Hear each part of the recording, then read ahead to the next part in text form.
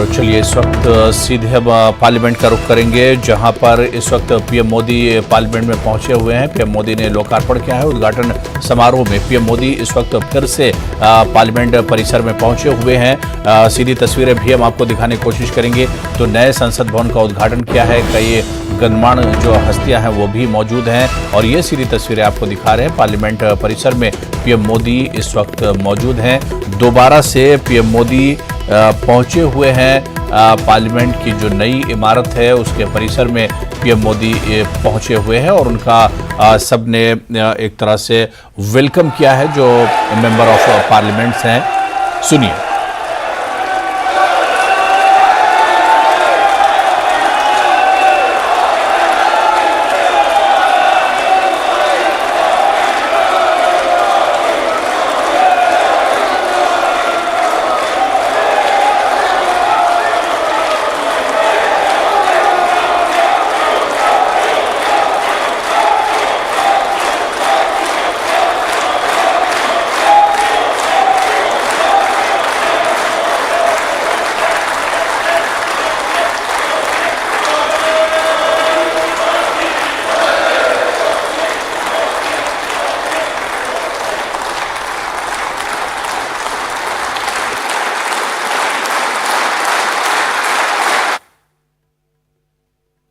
तो ये सीधी तस्वीर इस वक्त आपको हम पार्लियामेंट की नई भवन से दिखा रहे हैं। संसद की नई जो भवन है, जो नई इमारत है, वहां से दिखा रहे हैं। और पीएम मोदी की जैसे ही एंट्री हुई, मोदी मोदी के नारों से पूरा भवन एक तरह से गूंज गया है। इस मौके पर स्पीकर भी मौजूद हैं, डिप्टी स्पीकर भी मौजूद हैं लोकसभा के।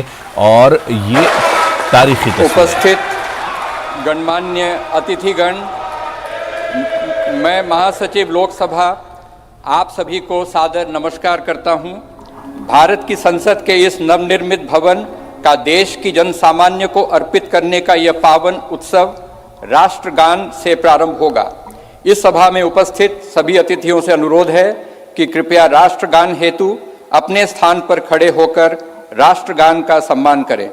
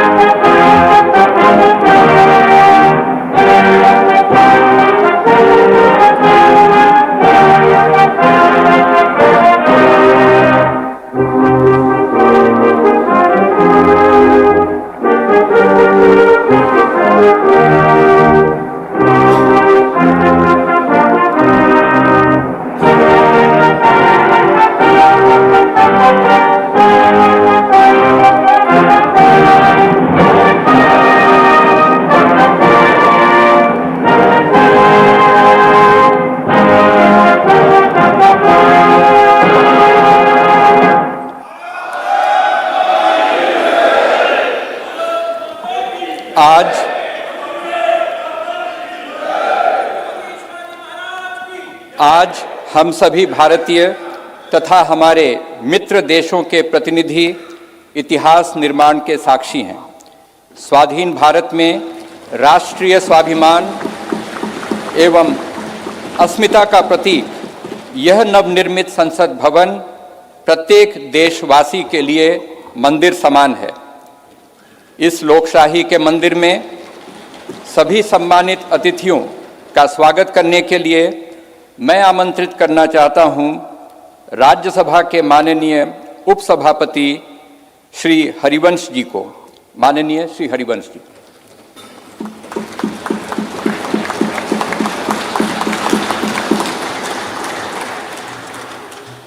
संसद के नवनिर्मित भवन के लोकार्पण समारोह के मुख्य अतिथि आदरणीय प्रधानमंत्री श्री नरेंद्र मोदी जी, माननीय लोकसभा अध्यक्ष श्री ओम बिरला जी, भारत के पूर्व राष्ट्रपति आदरणीय श्री रामनाथ कोविंद जी, केंद्रीय मंत्रिपरिषद के माननीय सदस्यगण, पूर्व प्रधानमंत्री आदरणीय श्री एच.डी. देवेगौड़ा जी, राज्यों के माननीय मुख्यमंत्रीगण, विभिन्न देशों के राजदूतगण, लोकसभा की पूर्व अध्यक्ष माननीय श्रीमती सुमित्रा महाजन जी, सुप्रीम कोर्ट के माननीय न्यायाधीशगण, राज्यों के उप मुख्यमंत्रीगण, नेशनल कैपिटल टेरिटरी दिल्ली के उपराज्यपाल महोदय, दिल्ली हाई कोर्ट के माननीय मुख्य न्यायाधीश महोदय, लोकसभा और राज्यसभा के माननीय संसद सदस्यगण, विभिन्न राजनीतिक दलों के माननीय अध्यक्षगण, नोबेल पुरस्कार विजेता श्री कैलाश सत्यार्थी जी, टाटा समूह के चेयरपर्सन श्री एन चंद्रशेखरन जी, प्रेस और मीडिया के सम्मानित साथियों, उपस्थित गणमान्य अतिथिजन, देवियों और सज्जनों, भारतीय लोकतंत्र के श्रद्धा स्थल भारत की संसद के नए भवन के लोकार्पण समारोह में आप सभी गणमान्य अतिथिजनों का हार्दिक स्वागत और अभिनंदन। आजाद भारत की अस्मिता और हमारी समृद्ध लोकतांत्रिक विरासत का प्रतीक संसद के इस नए भवन को देश को समर्पित करने के ऐतिहासिक अवसर पर आप सभी का स्वागत करना अत्यंत सम्मान और सौभाग्य की बात है, अविस्मरणीय क्षण है। हम सब माननीय प्रधानमंत्री जी के आभारी हैं कि आजादी के अमृत काल में उन्होंने अपने कुशल नेतृत्व और असाधारण प्रयासों से स्वतंत्र भारत की जनता की आशाओं और आकांक्षाओं के अनुरूप नए संसद भवन की संकल्पना को मूर्त रूप दिया है। इसके लिए अपनी ओर से और समस्त देशवासियों की ओर से उनका हार्दिक धन्यवाद और अभिनंदन। आज हम सब ऐतिहासिक अवसर पर इस भवन के प्रांगण में एकत्रित हैं। हमारे जैसे विशाल और जीवंत लोकतंत्र के लिए यह गर्व का क्षण है। सम्मानित अतिथिगण, हमारा वर्तमान संसद भवन देश की लोकतांत्रिक गतिविधियों का जीवंत केंद्र रहा है, हमारी प्रगति का मार्गदर्शक रहा है। यह भवन भारत की स्वतंत्रता प्राप्ति तथा अनेक संविधान निर्माण से लेकर हमारी गौरवशाली लोकतांत्रिक यात्रा के दौरान अनेक ऐतिहासिक घटनाओं का साक्षी रहा है। बदलते समय के साथ माननीय सदस्यगण अपने संसदीय दायित्वों के समुचित निर्वहन के लिए आधुनिक सुविधाओं एवं नई तकनीक से युक्त एक नए संसद भवन की आवश्यकता महसूस कर रहे थे। आने वाले वर्षों में परिसीमन के कारण सदस्यों की संख्या में बढ़ोतरी की संभावना एवं संसद की बढ़ती हुई जिम्मेदारियों को देखते हुए वर्तमान संसद भवन में स्थान का अभाव भी महसूस किया जा रहा था। यही कारण है कि संसद के दोनों सदनों ने माननीय प्रधानमंत्री जी से सांसदों की दक्षता बढ़ाने और संसदीय कामकाज की इफिशियंसी बढ़ाने के उद्देश्य से आधुनिक सुविधाओं और संसाधनों से संपन्न एक नए स्टेट ऑफ द आर्ट भवन के निर्माण का आग्रह किया था। यह अपार हर्ष का विषय है कि माननीय प्रधानमंत्री जी ने अपनी देखरेख में 2.5 वर्षों से भी कम समय में भविष्य की चुनौतियों से निपटने में सक्षम एक आधुनिक संसद भवन तैयार करवाया है। यह भवन ईंट और गारे की संरचना मात्र नहीं है, बल्कि देश की सर्वोच्च चुनी हुई संस्था के रूप में यह भवन देश के नागरिकों की आशाओं, अपेक्षाओं और आकांक्षाओं की पूर्ति का माध्यम है। यह नया भवन अपने आप में वास्तुकला का शानदार उदाहरण है, जिसमें देश की सांस्कृतिक विरासत और विविधता की अद्भुत झलक मिलती है। इसमें हमारी संसद की जरूरतों के अनुरूप सौंदर्य और प्रौद्योगिकी का मिश्रण भी किया गया है। यह भवन त्रिकोणीय आकार के स्थान का अधिकतम उपयोग सुनिश्चित करता है। इसमें लोकसभा और राज्यसभा के कक्षों में पुराने भवन की तुलना में कहीं अधिक लोगों के बैठने का स्थान है। इन कक्षों में प्रत्येक सदस्य के लिए पूरी तरह डिजिटली वायर्ड इंटरनेट प्रोटोकॉल आधारित प्रणाली एवं इंटीग्रेटेड मल्टीमीडिया डिस्प्ले की सुविधा, अतिरिक्त सुरक्षा बटन के साथ मतदान प्रणाली सहित अन्य आधुनिक सुविधाएं भी उपलब्ध कराई गई हैं ताकि माननीय सदस्य अपने कर्तव्यों का दक्षतापूर्वक निर्वहन कर सकें। देश की गौरवशाली लोकतांत्रिक यात्रा में आज का दिन एक महत्वपूर्ण पड़ाव है। अगले 25 वर्षों में जब हम आजादी का शताब्दी वर्ष मना रहे होंगे, तब इस अमृत काल में निर्मित यह नया संसद भवन हमारे जनप्रतिनिधियों के लिए प्रेरणा का स्रोत होगा।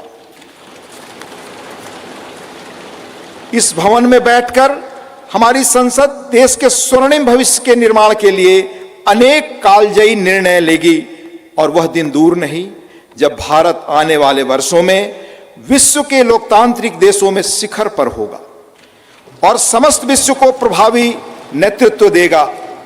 इन्हीं शब्दों के साथ यहां पधारे सभी सम्मानीय अतिथियों का पुनः हार्दिक अभिनंदन और स्वागत मौजूद रही। सीएम सुक्खू देहरा दौरे पर रहे। सीएम ने हरिपुर में बने नए बस स्टैंड सहित कई परियोजनाओं का शिलान्यास और उद्घाटन किया। वहीं नीति आयोग की बैठक में हिस्सा लेने आज फिर सीएम सुक्खू पहुंचेंगे दिल्ली। कांग्रेस प्रदेश अध्यक्ष प्रतिभा सिंह मनाली दौरे पर रही। कंट्राई में आयोजित सशक्त नारी सशक्त समाज कार्यक्रम में हुई शामिल। इस दौरान उन्होंने 15,000 की राशि पंचायतों के माध्यम से महिला मंडलों को ऑनलाइन भेजे जाने की बात कही। सुक्खू सरकार के खिलाफ डॉक्टर्स ने खोला मोर्चा। एनपीए पर जंग का ऐलान। एनपीए बंद करने के विरोध में उतरे डॉक्टर्स। 29 मई से रोजाना 11 बजे तक पेन डाउन स्ट्राइक का ऐलान। सरकार से एनपीए बहाली की मांग।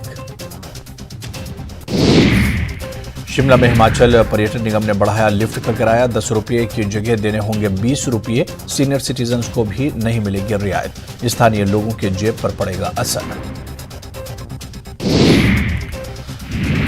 बद्दी में नकली दवा निर्माता कंपनी पर ड्रग विभाग की बड़ी कार्रवाई। मशीन और मटेरियल किया सीज। एमडी की पहले ही हो चुकी है गिरफ्तारी। यहां गणतांत्रिक व्यवस्थाओं के उदाहरण हैं वेदों में।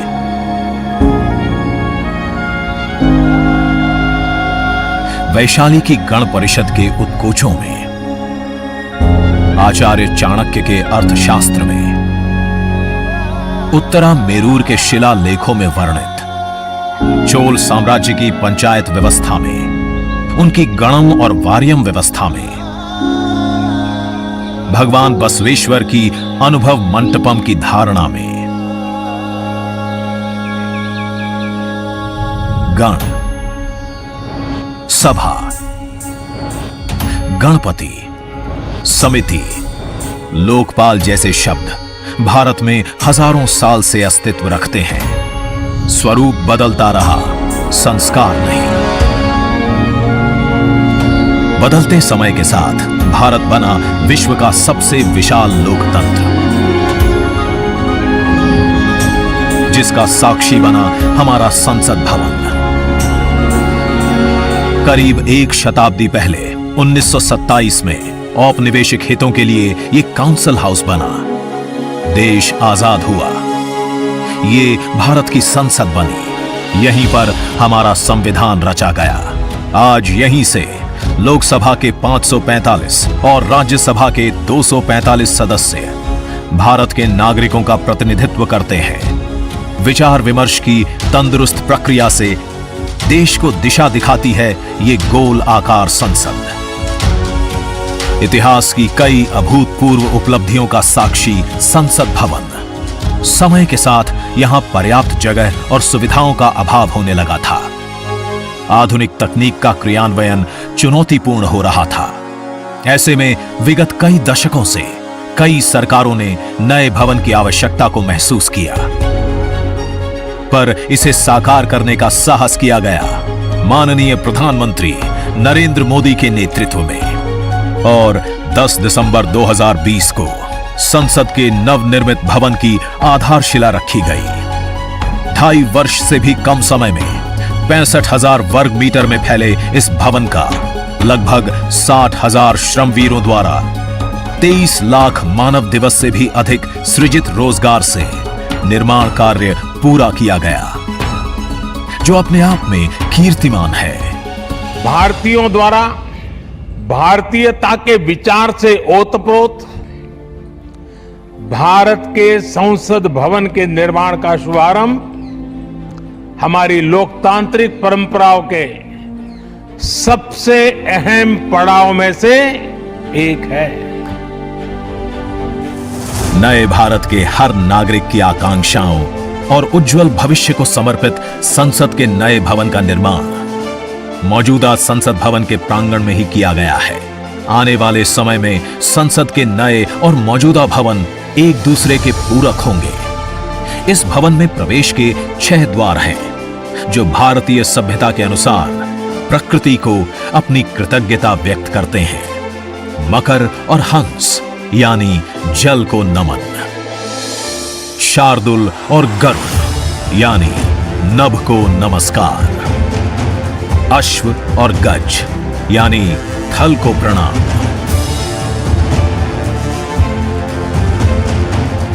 संसद के नए भवन का नया विराट लोकसभा कक्ष, जो राष्ट्रीय पक्षी मोर से प्रेरित है।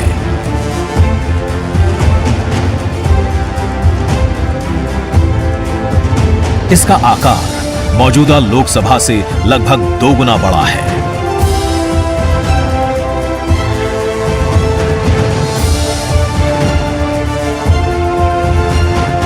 नया राज्यसभा कक्ष राष्ट्रीय पुष्प कमल से प्रेरित है।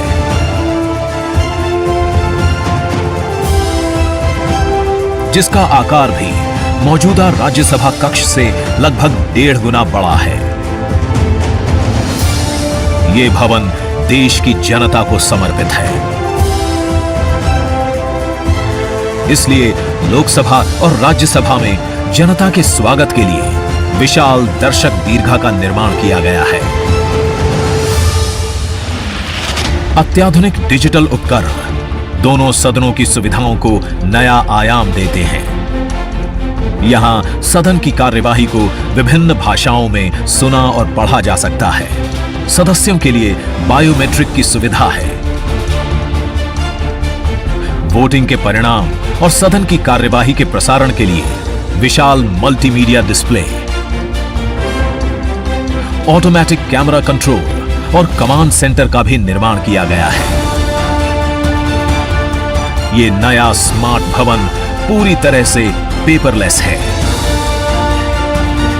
इस भवन के एक भाग में लोकसभा है, दूसरे में राज्यसभा। और इस भवन का केंद्र समर्पित है हर भारतीय को, जिनके लिए सेंट्रल फॉयर में बना है संविधान कक्ष, जहां वे भारत में लोकतंत्र के अतीत से वर्तमान की यात्रा का अनुभव कर सकते हैं। यहीं भारत के संविधान की डिजिटल प्रतिलिपि भी रखी गई है। इसी सेंट्रल फॉयर में ऊपर की त्रिकोणीय छत से सूर्य की किरणें ब्रह्मांड का भ्रमण करते हुए पेंडुलम क्लॉक पर गिरती हैं। ये किरणें बरगद के पेड़ को नहलाती हैं और सदस्यों के लिए निर्मित कक्ष, पुस्तकालय, भोजन कक्ष में फैल जाती हैं। आत्मनिर्भर भारत के प्रतीक इस भवन के निर्माण में भारत के हर भाग ने अपनी भागीदारी निभाई है। कहीं महाराष्ट्र की सागौन की लकड़ी सजी है, उन्हीं से दोनों सदन में अशोक चक्र भी बना है। कहीं राजस्थान का शानदार स्टोन वर्क, कहीं उत्तर प्रदेश की कालीन बिछी है,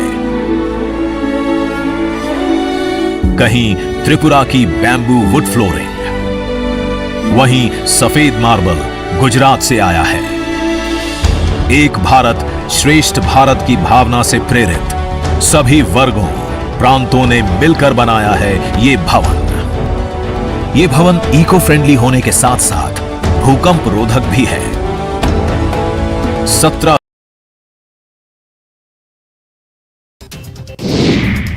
सीएम ऑफिस पर भ्रष्टाचार के आरोपों को लेकर बीजेपी का सीएम सुक्खू पर हमला। भ्रष्टाचार के खिलाफ जीरो टॉलरेंस, कांग्रेस का मात्र दिखावा। विश्वसनीय एजेंसी से जांच करवाएं सीएम सुक्खू। शिमला में आजादी के 75 सालों में पत्रकारों के योगदान विषय पर राष्ट्रीय संगोष्ठी में बोले राज्यपाल शिव प्रताप शुक्ल। पत्रकारों के लेखन का समाज पर व्यापक असर, नशे के खिलाफ समाज में माहौल बनाए पत्रकार। शिक्षा मंत्री रोहित ठाकुर ने कहा कि सरकारी स्कूलों में गिरते रिजल्ट प्रतिशत में सुधार के लिए ठोस कदम उठाए जाएंगे। जिन स्कूलों में बेहतर परिणाम आए हैं उनके शिक्षकों और बच्चों को सम्मानित कर प्रेरित करने के साथ दूसरे स्कूलों के लिए उदाहरण बनाने की दिशा में भी काम किया जाएगा। इस साल हिमाचल में 12वीं कक्षा का परिणाम कम आया है और ये 79.4%। गति देता ये है हम भारतीयों का संसद भवन।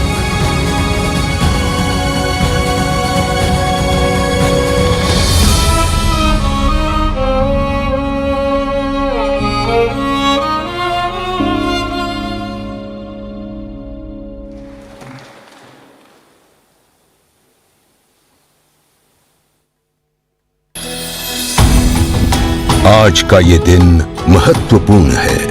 माननीय प्रधानमंत्री श्री नरेंद्र मोदी ने एक नया इतिहास रचा है। पूर्व की कई सरकारों ने नए संसद भवन की आवश्यकता पर चर्चा की थी। माननीय प्रधानमंत्री ने इस पर विचार किया और नए भारत के निर्माण की अपनी दूरदर्शिता के साथ उन्होंने नए संसद भवन का निर्माण कराया, जो हमारी विरासत और परंपराओं को आधुनिकता से जोड़ती है।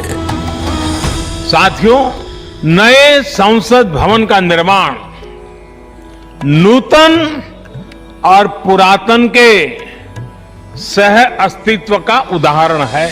ये नई संरचना लगभग 59,000 श्रम वीरों के योगदान से बनाई गई है। माननीय प्रधानमंत्री ने राष्ट्र की ओर से उनका आभार प्रकट किया है।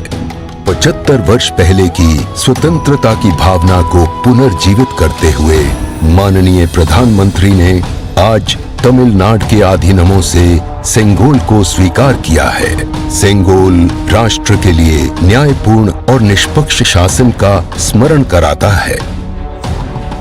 सेंगोल तमिल शब्द सेन्मई से लिया गया है, जिसका अर्थ है नीति परायणता। इसके शीर्ष पर न्याय के प्रतीक पवित्र नंदी अपनी अचल दृष्टि में विराजित हैं।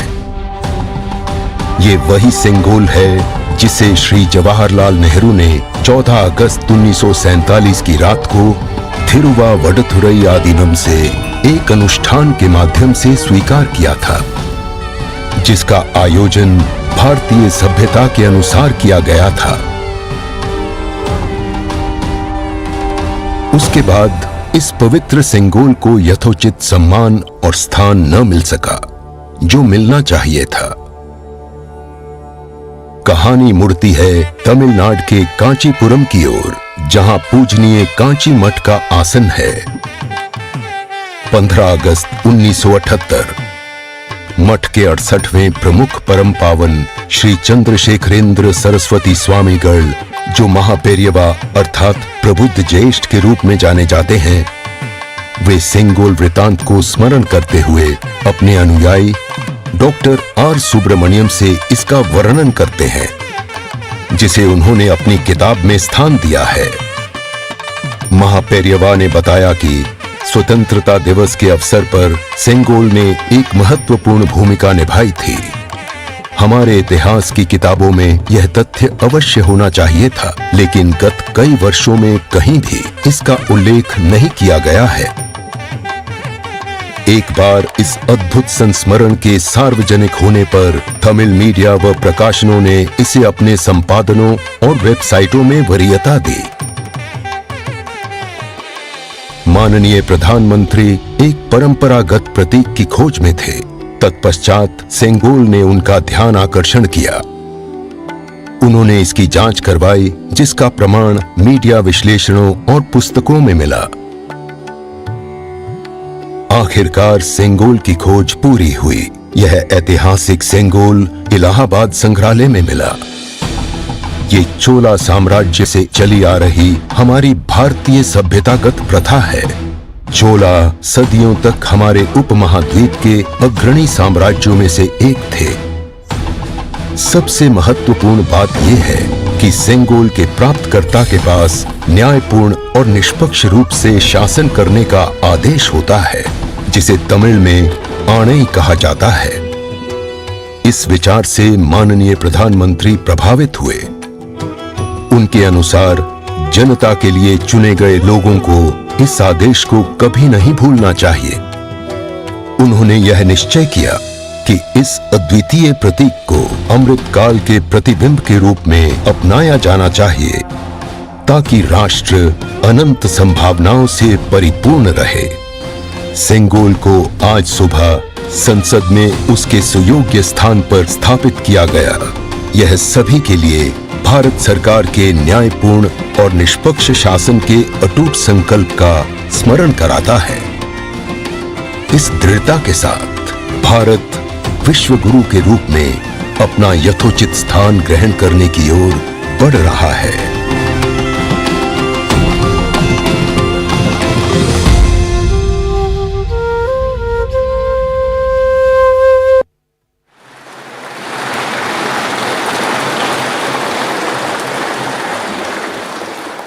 अब मैं भारत के माननीय उपराष्ट्रपति जी एवं माननीय सभापति राज्यसभा श्री जगदीप धनखड़ जी के शुभकामना संदेश पाठ के लिए आमंत्रित करना चाहता हूं माननीय उपसभापति राज्यसभा श्री हरिवंश जी को। माननीय हरिवंश जी। भारत के उपराष्ट्रपति संदेश। भारतीय लोकतंत्र की अभूतपूर्व विकास यात्रा की इस महत्वपूर्ण ऐतिहासिक घड़ी और गौरव क्षण में पूरे देश को हार्दिक बधाई देते हुए मुझे अपार खुशी है। हमारा मौजूदा संसद भवन आज़ादी मिलने से आज दुनिया की एक बड़ी ताकत के रूप में भारत की पहचान बनने तक की ऐतिहासिक यात्रा का गवाह है। मुझे पूरा यकीन है कि इस अमृतकाल के दौर में बना नया संसद भवन आगे भी हमारी तेज प्रगति का साक्षी रहेगा। आत्मनिर्भर भारत बनाने से लेकर जनता की मूलभूत सभी जरूरतों की पूर्ति तक, देशवासियों को सशक्त बनाने से लेकर समग्र गरीबी उन्मूलन तक, यह गौरवशाली भवन भावी दशकों के दौरान अनेक ऐतिहासिक पलों का अध्याय लिखेगा। नई संसद हमारी शाश्वत धाराओं का प्रतीक है। यह हमारी समृद्ध भारतीय वास्तुशिल्प, परंपरा एवं सांस्कृतिक विरासत के साथ प्रगति विकास के लिए आधुनिक टेक्नोलॉजी को सर्वोत्तम तरीके से आत्मसात करने की हमारी क्षमता को भी प्रदर्शित करता है। वैश्विक कोविड महामारी से उत्पन्न चुनौतियां हमारे कर्मठ व प्रतिबद्ध श्रम शक्ति के अटल संकल्प को रोकने में विफल रहीं। यह भव्य देशज नई संसद गुलामी की मानसिकता से मुक्ति के हमारे राष्ट्रीय संकल्प का भी प्रतीक है। मुझे बेहद खुशी है कि हमारी संसद का नया भवन भारतीय मूल्यों संस्कारों का प्रकाश स्तंभ है। इसमें हमारे मुल्क की विविधता, देश के हर कोने से लाई गई कलाकृतियां व मूर्तियां हैं, जो भारतीय कला तथा संस्कृति की श्रेष्ठतम प्रदर्शनी के रूप में इसकी भव्यता में चार चांद लगाती हैं। संसद को लोकतंत्र का मंदिर कहा जाता है। यह वर्तमान और भावी पीढ़ियों की आकांक्षाओं, हसरतों की सुचारू पूर्ति सुनिश्चित करने के साथ ही सनातन परंपराओं तथा श्रेष्ठ लोकतांत्रिक मानकों के संरक्षक के रूप में भी काम करता है। संसद का यह भवन देश के कोने कोने के भिन्न भिन्न श्रेष्ठ विचारों को प्रतिबिंबित करेगा। इनके बीच राष्ट्रीय सहमति बनाने की दिशा में इसका अमूल्य योगदान होगा। मेरा दृढ़ विश्वास है कि संसद का नया भवन नीतियों और विधानों के माध्यम से देश के हाशिए के लोगों को विशेष तरजीह देते हुए सभी देशवासियों की आवश्यकताओं और आकांक्षाओं का सक्रियता से समाधान सुनिश्चित करेगा। इस तरह भारत की बुनियादी प्रतिबद्धता को और सुदृढ़ करेगा। यह मुल्क लोकतंत्र का पालना है। दुनिया के सबसे पुराने और बड़े लोकतांत्रिक देश के रूप में भारत लोकतांत्रिक मूल्यों और प्रक्रियाओं के वैश्विक फैलाव और संरक्षण में सहायक रहा है। मैं आश्वस्त हूं कि सम्मान, महिमा, विज्ञान, महान संस्कृति का प्रतीक संसद का नया भवन लोकतंत्र को जीवंत रखने एवं सुदृढ़ करने की दिशा में हमारे सतत प्रयासों को पुनः नई ऊर्जा और बल देगा और सफलता का मार्ग प्रशस्त करेगा। यह कहते हुए मुझे अपार खुशी है कि माननीय प्रधानमंत्री श्री नरेंद्र मोदी जी, जो आजादी के बाद जन्म लेने वाले हमारे मुल्क के पहले प्रधानमंत्री हैं, इस शानदार भवन का लोकार्पण कर रहे हैं। जैसा कि मैं अक्सर कहता हूं और मेरा दृढ़ विश्वास है कि संसद लोकतंत्र का मार्गदर्शक ध्रुव तारा यानी नॉर्थ स्टार है। संसद लोगों के जनादेश को प्रतिबिंबित करने वाला सबसे प्रामाणिक मंच है। किसी देश की नियति को दिशा देने में इसकी निर्णायक भूमिका असंदिग्ध है।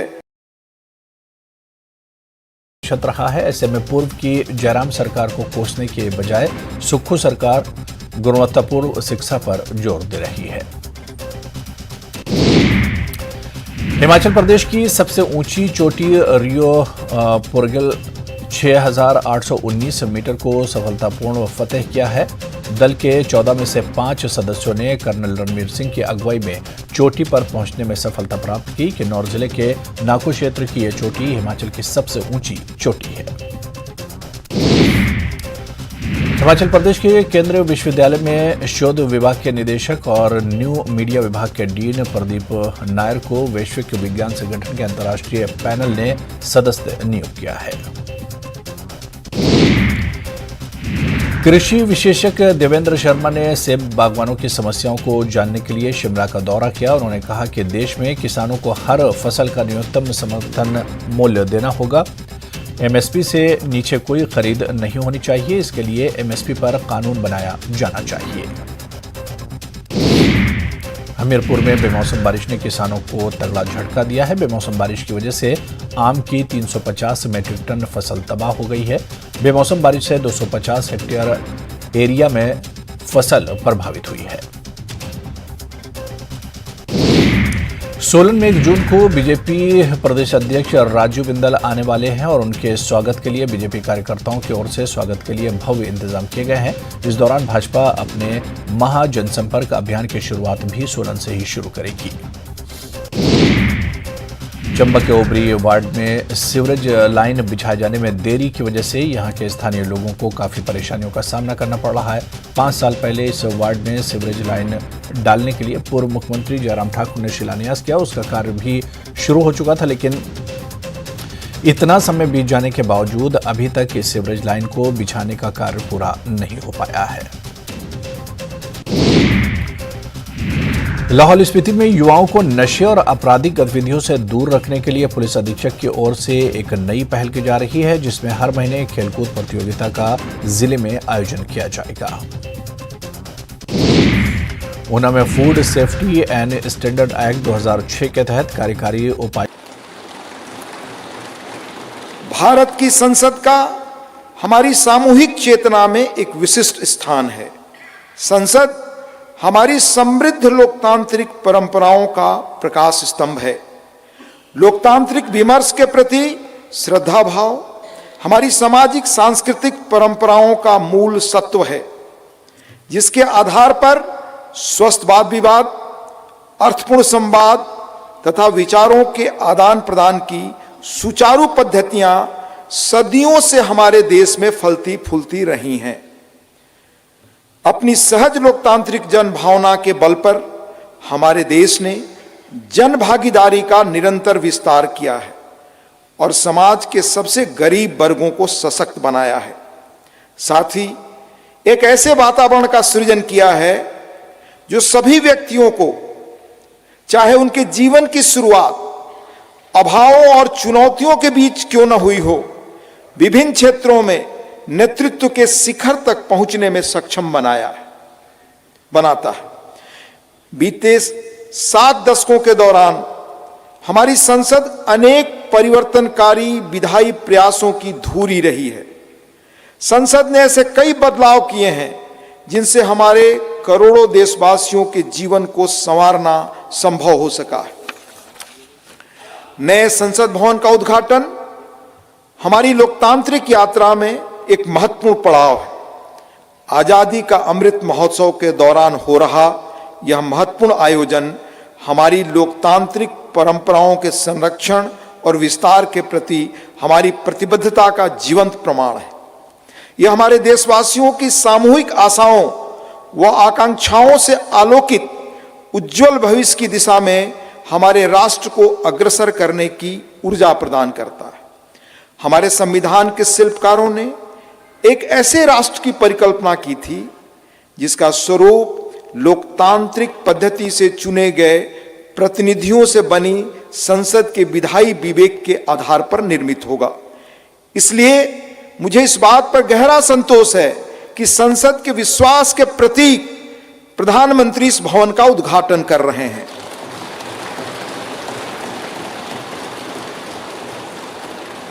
इस विश्वास के साथ कि नए संसद भवन का अनावरण हम सभी के बीच एकता और राष्ट्रीय गौरव की भावना को और अधिक मजबूत बनाएगा। मैं उन लोगों की हृदय से सराहना करती हूं जिन्होंने हमारे महान लोकतंत्र के जीवंत प्रतीक इस भवन का निर्माण कार्य संपन्न करने के लिए दिन रात अथक परिश्रम किया। इनके अनथक प्रयासों की स्मृति देशवासियों के मनोमस्तिष्क में सदैव अंकित रहेगी। मेरी हार्दिक शुभकामना है कि नवनिर्मित संसद भवन भारतीय लोकतंत्र की महान परंपराओं और आदर्शों के अनुरूप नए प्रतिमान स्थापित करे। अंत में महामहिम राष्ट्रपति जी आदरणीय श्रीमती द्रौपदी मुर्मू जी का हस्ताक्षर है। 26 मई 2023 नई दिल्ली।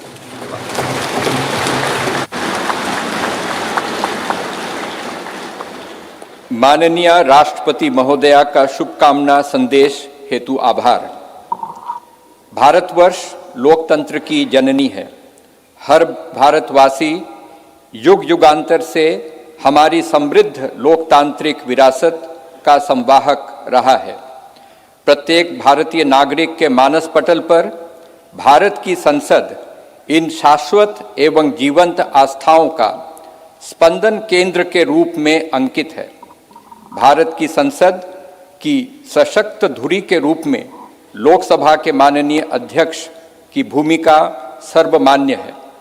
मैं लोकसभा के माननीय अध्यक्ष आदरणीय श्री ओम बिरला जी से निवेदन करता हूं कि वे कृपया इस सभा को संबोधित करने की कृपा करें। माननीय अध्यक्ष लोकसभा श्री ओम बिरला जी।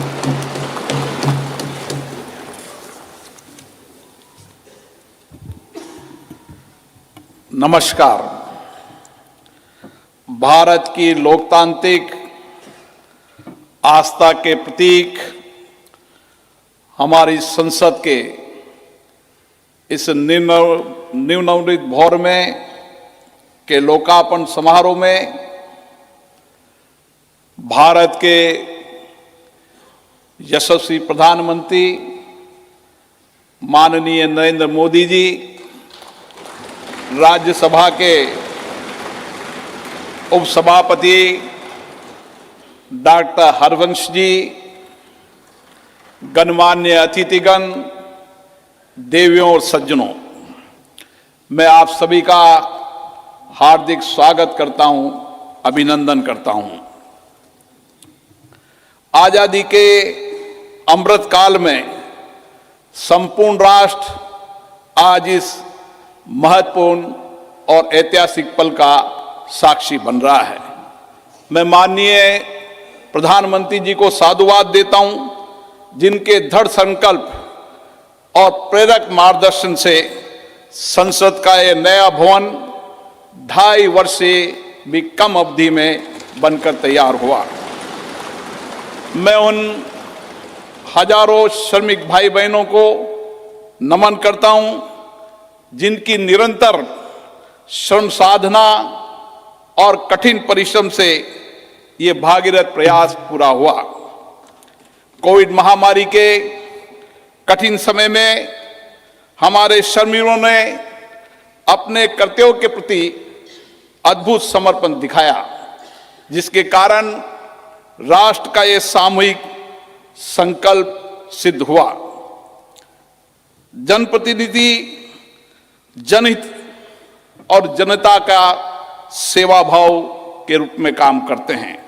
पिछले 7 दशकों से संसद के अंदर हमारे विद्वान नेताओं और सांसदों की उत्कृष्ट चर्चा और संवाद से जनता की समस्याओं का समाधान किया गया और महत्वपूर्ण कानून भी बनाए, जिससे लोगों के सामाजिक आर्थिक जीवन में व्यापक परिवर्तन हुआ। हमारा लोकतंत्र और अधिक सशक्त हुआ। इस अवसर पर मैं उन सब का भी आभार व्यक्त करता हूं। लोकसभा में मेरे पूर्ववर्ती अध्यक्ष ने सदन की गरिमा और प्रतिष्ठा बढ़ाने में समर्पित भाव से योगदान दिया, उनका भी मैं साधुवाद व्यक्त करता हूं। भारत विश्व का प्राचीनतम लोकतंत्र है। संपूर्ण विश्व में लोकतंत्र की जननी के रूप में हमारी पहचान है।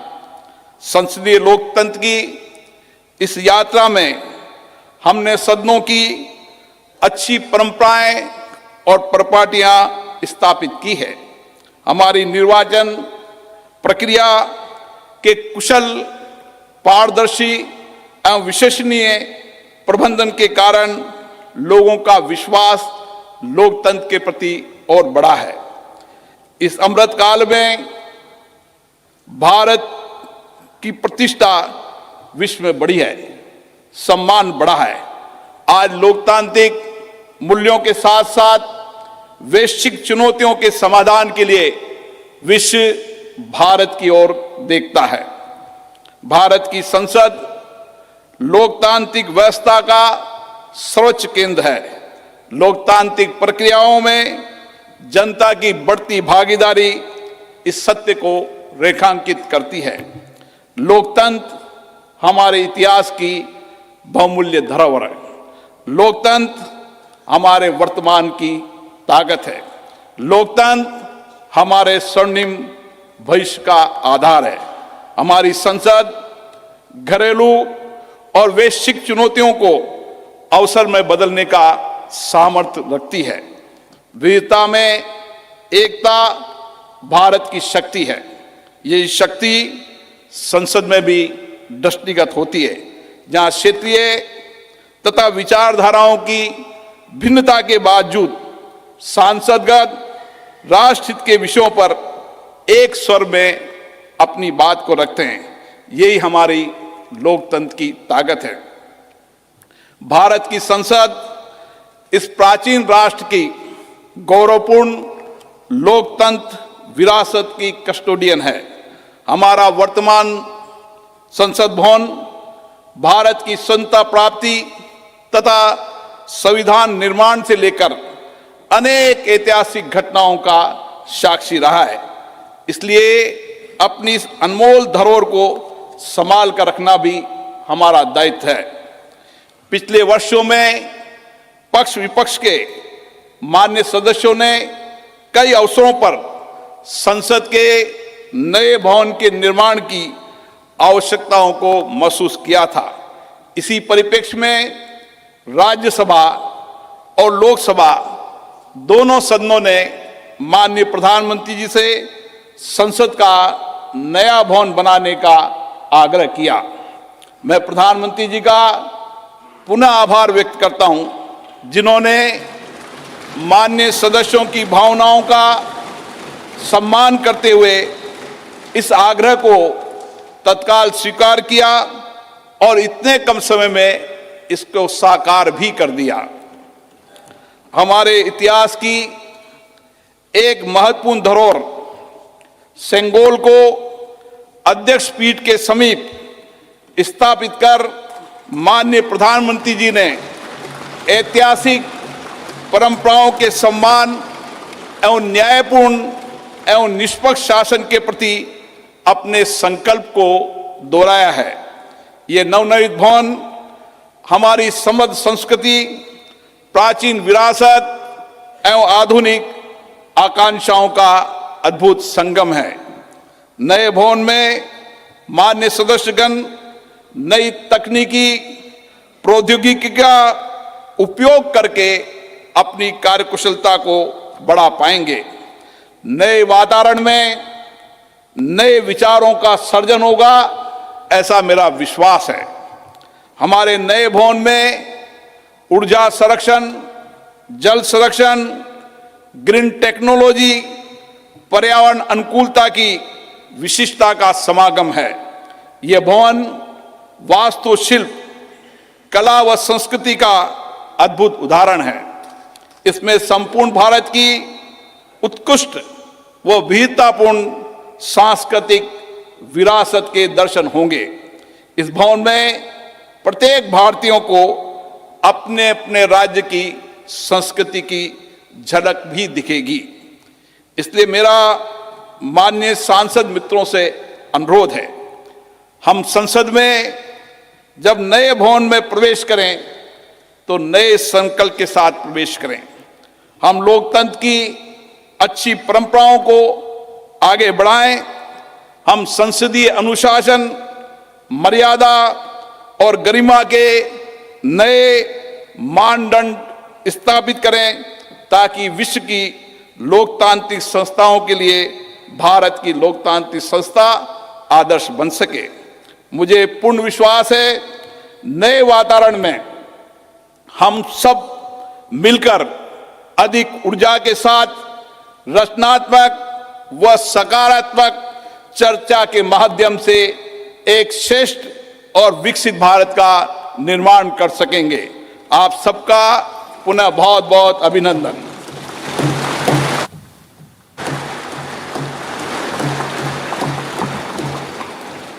धन्यवाद। लोकसभा के माननीय अध्यक्ष महोदय, आज के इस ऐतिहासिक अवसर पर भारत के डाक विभाग ने स्मारक डाक टिकट जारी करने का निर्णय लिया है। मैं माननीय प्रधानमंत्री जी से अनुरोध करूंगा कि वे स्मारक डाक टिकट जारी करने की कृपा करें।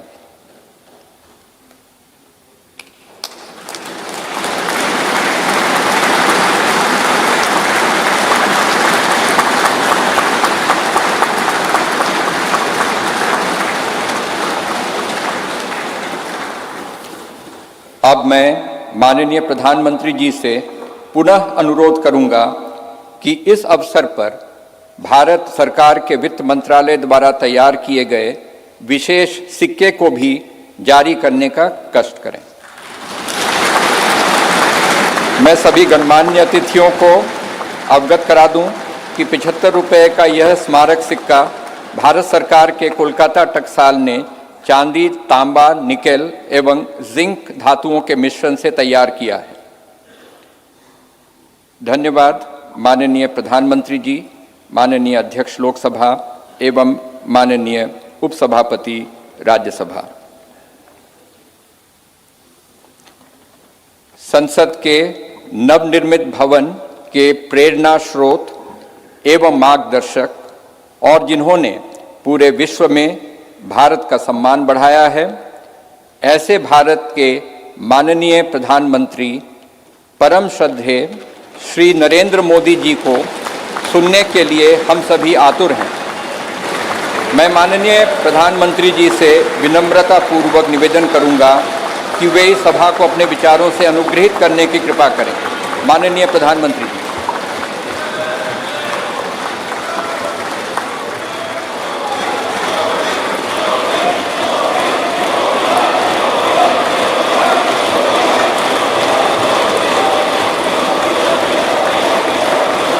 लोकसभा के स्पीकर आदरणीय श्री ओम बिरला जी, राज्यसभा के उपसभापति श्री हरिवंश जी, माननीय सांसदगण, सभी वरिष्ठ जनप्रतिनिधि, विशिष्ट अतिथि, अन्य सभी महानुभाव और मेरे प्यारे देशवासियों, हर देश की विकास यात्रा में कुछ पल ऐसे आते हैं जो हमेशा के लिए अमर हो जाते हैं।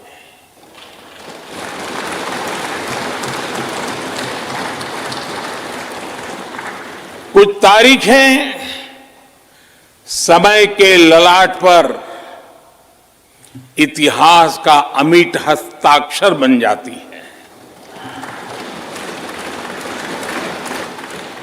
आज 28 मई 2023 का ये दिन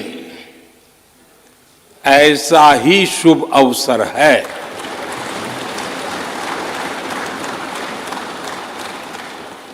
देश आजादी के 75 वर्ष होने पर अमृत महोत्सव मना रहा है। इस अमृत महोत्सव में भारत के लोगों ने अपने लोकतंत्र को संसद के इस नए भवन का उपहार दिया है।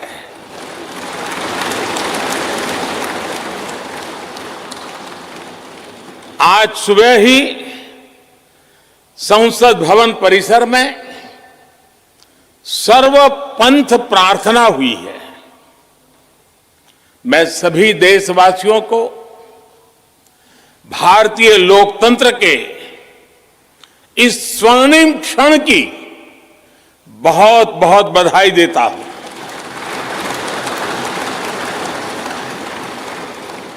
साथियों, ये सिर्फ एक भवन नहीं है,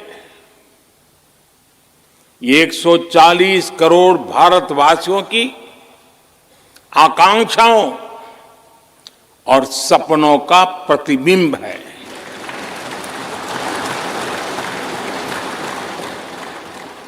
ये विश्व को भारत के दृढ़ संकल्प का संदेश देता हमारे लोकतंत्र का मंदिर है।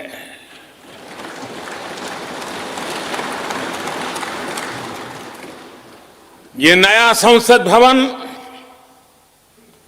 योजना को यथार्थ से, नीति को निर्माण से, इच्छा शक्ति को क्रिया शक्ति से, संकल्प को सिद्धि से जोड़ने वाली अहम कड़ी साबित होगा। ये नया भवन हमारे स्वतंत्रता सेनानियों के सपनों को साकार करने का माध्यम बनेगा।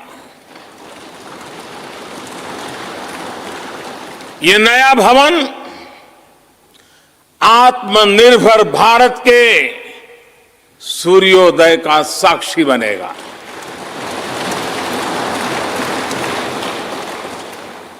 ये नया भवन विकसित भारत के संकल्पों की सिद्धि होते हुए देखेगा। ये नया भवन नूतन और पुरातन के सह अस्तित्व का भी आदर्श है। साथियों, नए रास्तों पर चलकर ही नए प्रतिमान गढ़े जाते हैं।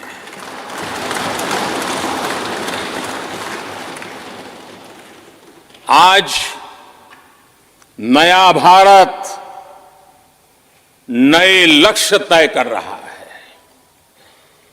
नए रास्ते गढ़ रहा है। नया जोश है, नया उमंग है, नया सफर है, नई सोच है। दिशा नई है, दृष्टि नई है, संकल्प नया है, विश्वास नया है।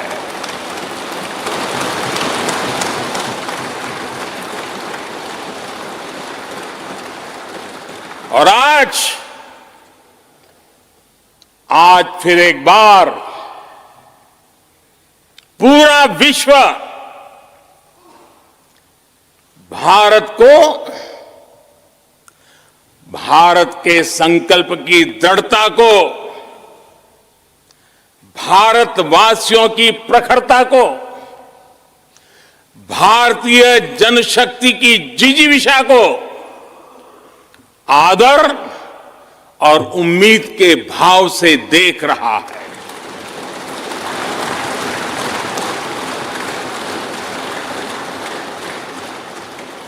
जब भारत आगे बढ़ता है तो विश्व आगे बढ़ता है।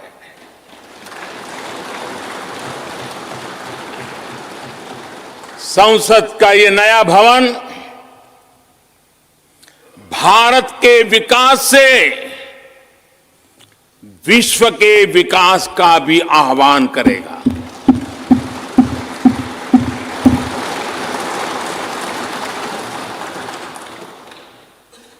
साथियों, आज इस ऐतिहासिक अवसर पर कुछ देर पहले संसद की इस नई इमारत में पवित्र सेंगोल की भी स्थापना हुई है।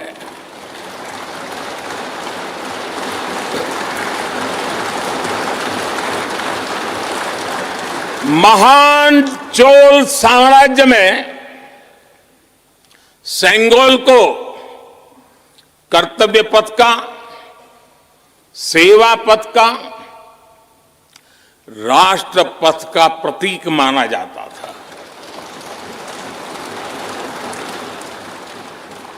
राजा जी और आदीनम के संतों के मार्गदर्शन में यही सेंगोल सत्ता के हस्तांतरण का प्रतीक बना था।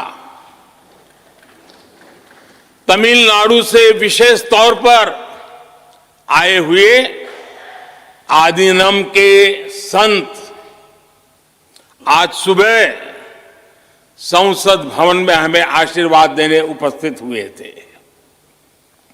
मैं उन्हें पुनः श्रद्धापूर्वक नमन करता हूं। उनके ही मार्गदर्शन में लोकसभा में ये पवित्र सेंगोल स्थापित हुआ है।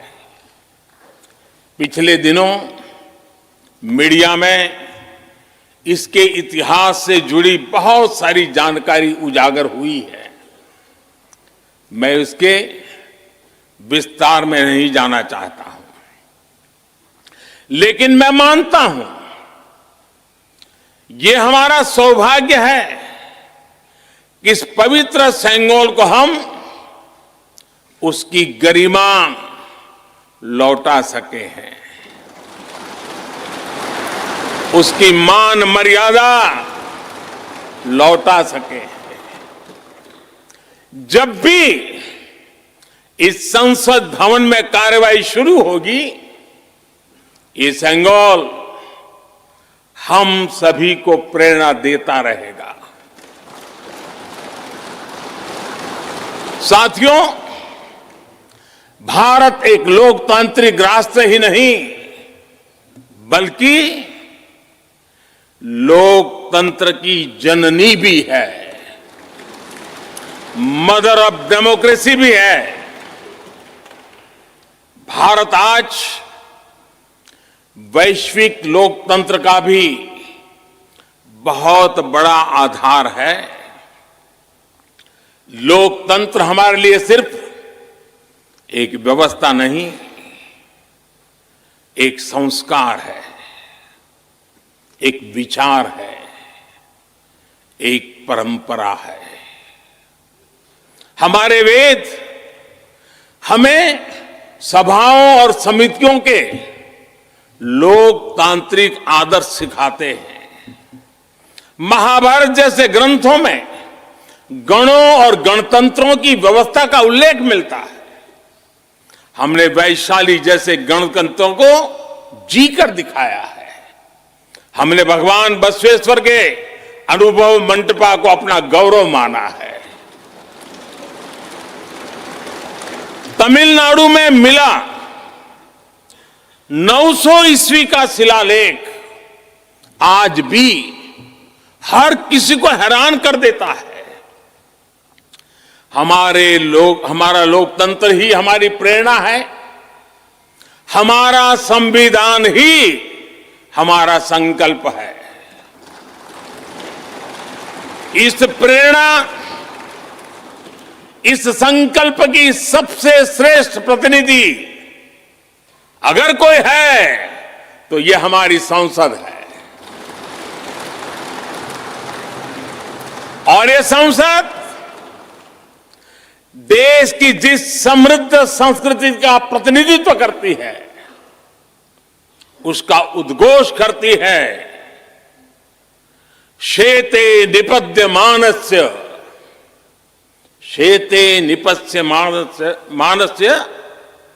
चराति चर्त भगः चरैवेति चरैवेति चरैवेति। कहने का तात्पर्य, जो रुक जाता है उसका भाग्य भी रुक जाता है, लेकिन जो चलता रहता है उसी का भाग्य आगे बढ़ता है, बुलंदियों को छूता है। और इसलिए चलते रहो, चलते रहो। गुलामी के बाद हमारे भारत ने बहुत कुछ खोकर अपनी नई यात्रा शुरू की थी। वो यात्रा कितने ही उतार चढ़ावों से होते हुए, कितनी ही चुनौतियों को पार करते हुए आजादी के अमृत काल में प्रवेश कर चुकी है। आजादी का यह अमृत काल विरासत को सहेजते हुए विकास के नए आयाम गढ़ने का अमृत काल है। आजादी का यह अमृत काल देश को नई दिशा देने का अमृत काल है। आजादी का यह अमृत काल अनंत सपनों को, असंख्य आकांक्षाओं को पूरा करने का अमृत काल है। इस अमृत काल का आह्वान है, इस अमृत काल का आह्वान है मुक्त मातृभूमि को, मुक्त मातृभूमि को नवीन प्राण चाहिए, नवीन पर्व के लिए नवीन प्राण चाहिए। मुक्त गीत हो रहा, मुक्त गीत हो रहा नवीन राग चाहिए, नवीन पर्व के लिए नवीन प्राण चाहिए।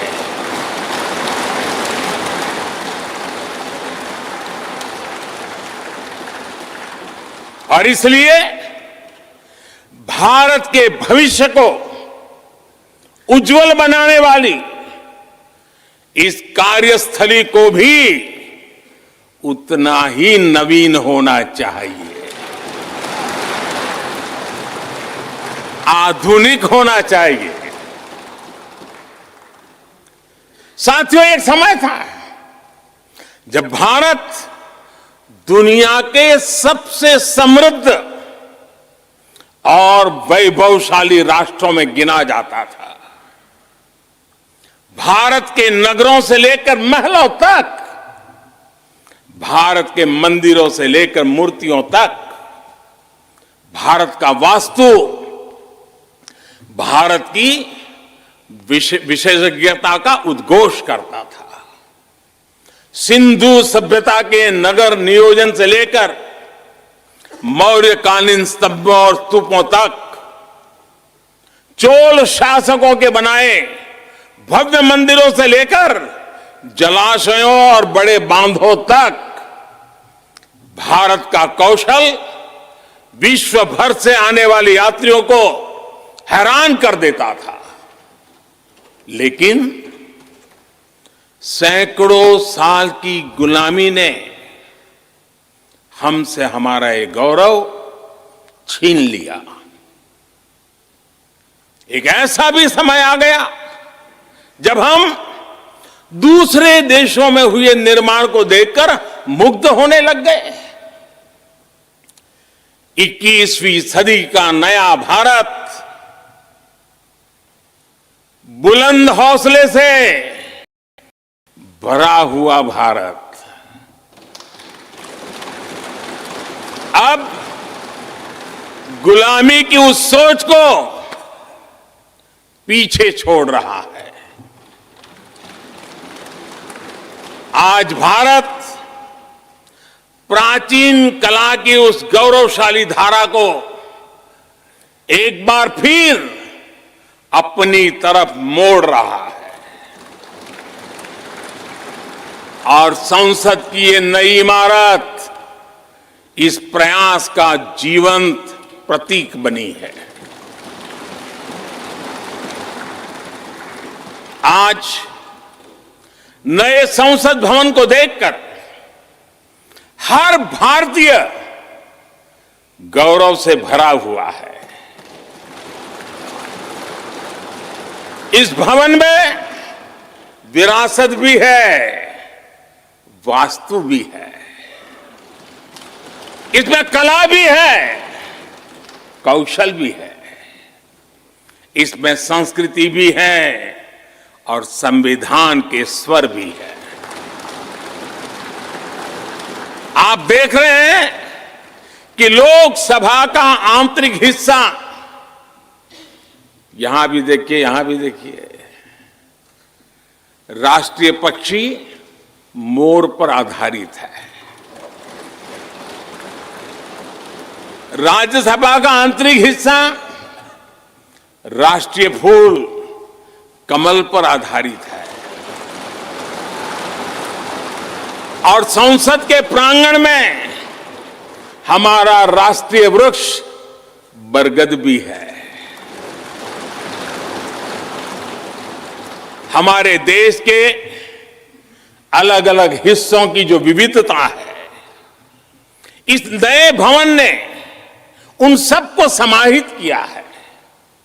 इसमें राजस्थान से लाए गए ग्रेनाइट और बलुआ पत्थर लगाए गए हैं। ये जो लकड़ी का काम आप देख रहे हैं ना, वो महाराष्ट्र से आई है। यूपी में भदोही के कारीगरों ने इसके लिए अपने हाथ से कालीनों को बुना है। एक तरह से इस भवन के कण कण में हमें एक भारत श्रेष्ठ भारत की भावना के दर्शन। साथियों, संसद के पुराने भवन में सभी के लिए अपने कार्यों को पूरा करना कितना मुश्किल हो रहा था, ये हम सभी जानते हैं। टेक्नोलॉजी से जुड़ी समस्याएं थी, बैठने की जगह से जुड़ी चुनौती थी। इसलिए ही बीते 1.5-2 दशकों से ये चर्चा लगातार हो रही थी कि देश को एक नए संसद भवन की आवश्यकता है। और हमें ये भी देखना होगा कि आने वाले समय में सीटों की संख्या बढ़ेगी, सांसदों की संख्या बढ़ेगी, वो लोग कहां बैठते हैं? और इसलिए ये समय की मांग थी कि संसद की नई इमारत का निर्माण किया जाए। और मुझे खुशी है कि भव्य इमारत आधुनिक सुविधाओं से पूरी तरह लैस है। आप देख रहे हैं कि इस समय भी इस हॉल में सूरज का प्रकाश सीधे आ रहा है। बिजली कम से कम खर्च हो, हर तरफ लेटेस्ट टेक्नोलॉजी वाले गैजेट्स हों, इन सभी का इसमें पूरा ध्यान रखा गया है। साथियों, आज सुबह ही मैं इस संसद भवन को बनाने वाले श्रमिकों के एक समूह से मिला हूं। इस संसद भवन ने करीब 60,000 श्रमिकों को रोजगार देने का भी काम किया है। उन्होंने इस नई इमारत के लिए अपना पसीना बहाया है। मुझे खुशी है कि इनके श्रम को समर्पित एक डिजिटल गैलरी भी संसद में बनाई गई है और विश्व में शायद ये पहली बार हुआ होगा। संसद के निर्माण में अब उनका योगदान भी अमर हो गया है। साथियों, कोई भी एक्सपर्ट अगर पिछले 9 वर्षों का आकलन करे तो पाएगा कि ये 9 साल भारत में नव निर्माण के रहे हैं, गरीब कल्याण के रहे हैं।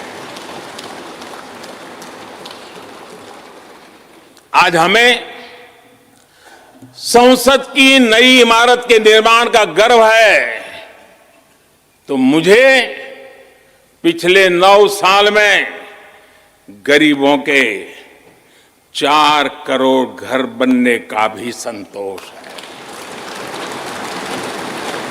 आज जब हम इस भव्य इमारत को देखकर अपना सर ऊंचा कर रहे हैं, तो मुझे पिछले 9 साल में बने 11 करोड़ शौचालयों का भी संतोष है, जिन्होंने महिलाओं की गरिमा की रक्षा की, उनका सर ऊंचा कर दिया। आज जब हम इस संसद भवन में सुविधाओं की बात कर रहे हैं, तो मुझे संतोष है कि पिछले 9 साल में हमने गांवों को जोड़ने के लिए 4 लाख किलोमीटर से भी ज्यादा सड़कों का निर्माण किया। आज जब हम इस इको फ्रेंडली इमारत को देखकर खुश है, तो मुझे संतोष है कि हमने पानी की एक एक बूंद बचाने के लिए 50,000 से ज्यादा अमृत सरोवरों का निर्माण किया है। आज जब हम इस नए संसद भवन की लोकसभा और राज्यसभा को देखकर उत्सव मना रहे हैं, तो मुझे संतोष है कि हमने देश में 30,000 से ज्यादा नए पंचायत भवन भी बनाए हैं। यानी पंचायत भवन से लेकर संसद भवन तक हमारी निष्ठा एक ही है, हमारी प्रेरणा एक रही। देश का विकास, देश के लोगों का विकास। साथियों, आपको ध्यान होगा 15 अगस्त को लाल किले से मैंने कहा था, यही समय है, सही समय है।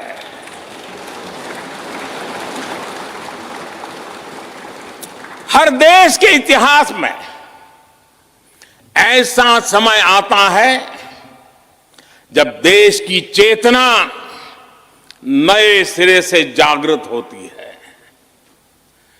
भारत में आजादी के 25 साल पहले, 47 के पहले 25 साल याद कीजिए, आजादी के 25 साल पहले ऐसा ही समय आया था।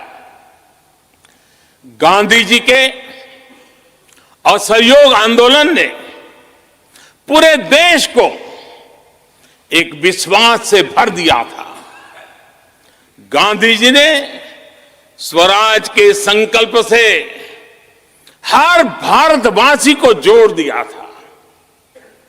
ये वो दौर था जब हर भारतीय आजादी के लिए जी जान से जुट गया था। इसका नतीजा हमने 1947 में भारत की आजादी के तौर पर देखा। आजादी का ये अमृतकाल भी भारत के इतिहास का ऐसा ही पड़ाव है। आज से 25 साल बाद भारत अपनी आजादी के 100 वर्ष पूरे करेगा। हमारे पास भी 25 वर्ष का अमृत कालखंड है। इन 25 वर्षों में हमें मिलकर भारत को विकसित राष्ट्र बनाना है।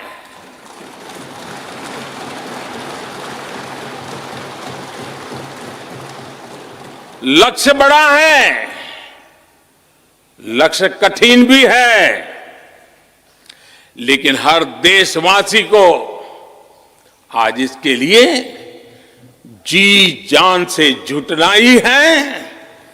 नए प्रण लेने हैं, नए संकल्प लेने हैं, नई गति पकड़नी है।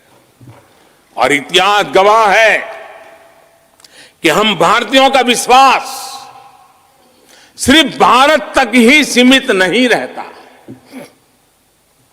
हमारी आजादी की लड़ाई ने दुनिया के बहुत सारे देशों में उस समय एक नई चेतना जागृत कर दी थी। हमारी आजादी की लड़ाई से भारत तो आजाद हुआ ही, साथ ही कई देश आजादी की राह पर चल पड़े। भारत के विश्वास ने दूसरे देशों के विश्वास को सहारा दिया था। और इसलिए भारत जैसा विविधता से भरा देश, इतनी बड़ी आबादी वाला देश, इतनी सारी चुनौतियों से लड़ने वाला देश जब एक विश्वास के साथ आगे बढ़ता है तो इससे दुनिया के अनेक देशों को प्रेरणा भी मिलती है। भारत की हर सफलता आने वाले दिनों में दुनिया के अलग अलग भूभाग में अलग अलग देशों की सफलता के रूप में प्रेरणा का कारण बनने वाली है। आज यदि भारत तेजी से गरीबी दूर करता है तो ये कई देशों को गरीबी से बाहर आने की प्रेरणा भी देता है। भारत का विकसित होने का संकल्प कई और देशों का संबल बनेगा। इसलिए भारत की जिम्मेदारी और बड़ी हो जाती है। और साथियों, सफलता की पहली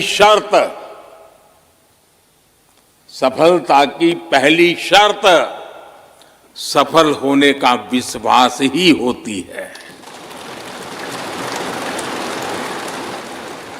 ये नया संसद भवन इस विश्वास को नई बुलंदी देने वाला है। ये विकसित भारत के निर्माण में हम सभी के लिए नई प्रेरणा बनेगा। ये संसद भवन हर भारतीय के कर्तव्य भाव को जागृत करेगा। मुझे विश्वास है इस संसद में जो जनप्रतिनिधि बैठेंगे वे नई प्रेरणा के साथ लोकतंत्र को नई दिशा देने का प्रयास करेंगे।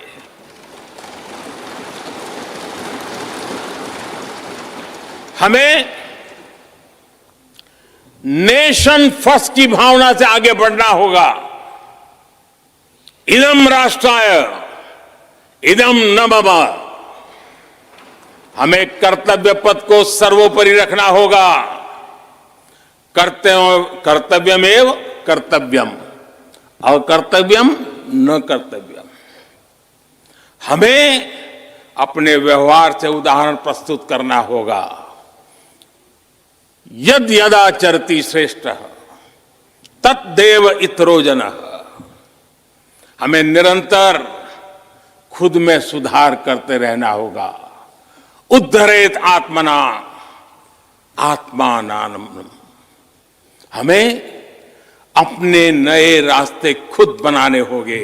अपदीवो भवः। हमें खुद को खपाना होगा, तपाना होगा। तपसो ही परम नास्ति तपसा बिंदते महत।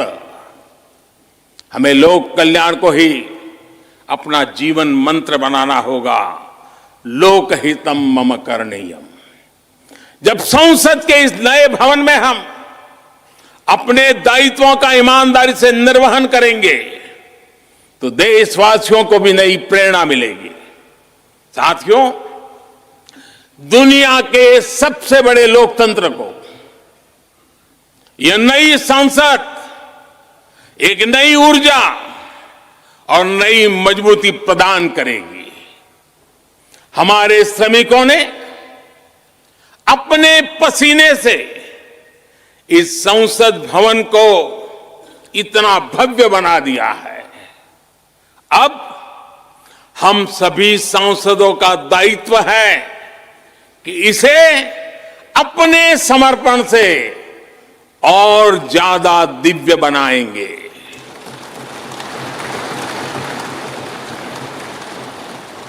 एक राष्ट्र के रूप में हम सभी 140 करोड़ भारतीयों का संकल्प ही इस नई संसद की प्राण प्रतिष्ठा है।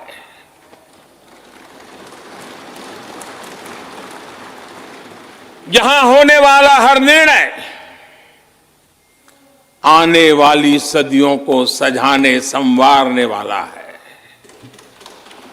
यहां होने वाला हर निर्णय आने वाली पीढ़ियों को सशक्त करने वाला होगा।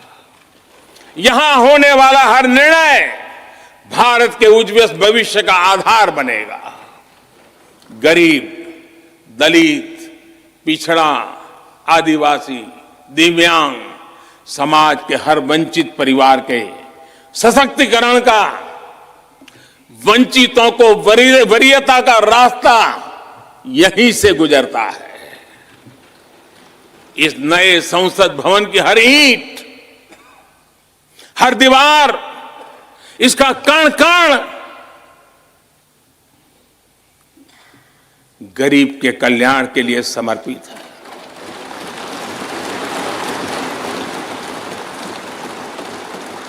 अगले 25 वर्षों में संसद के इस नए भवन में बनने वाले नए कानून भारत को विकसित भारत बनाएंगे।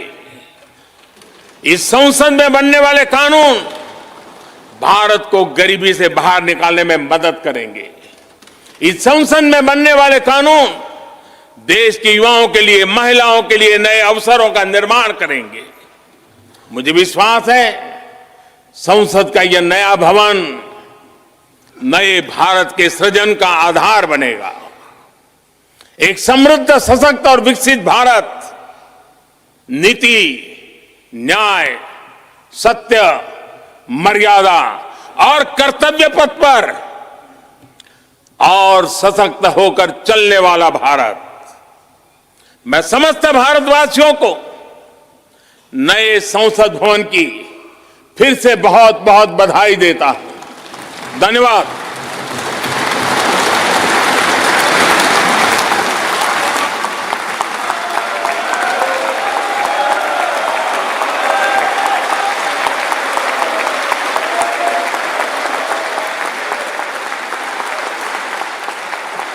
धन्यवाद माननीय प्रधानमंत्री जी, गणमान्य अतिथिगण, भारत की संसद के नवनिर्मित भवन के लोकार्पण का कार्यक्रम अब यहीं समाप्त होता है। आप सभी को इस ऐतिहासिक अवसर पर पधारने के लिए हृदय से धन्यवाद। नमस्कार। जय हिंद।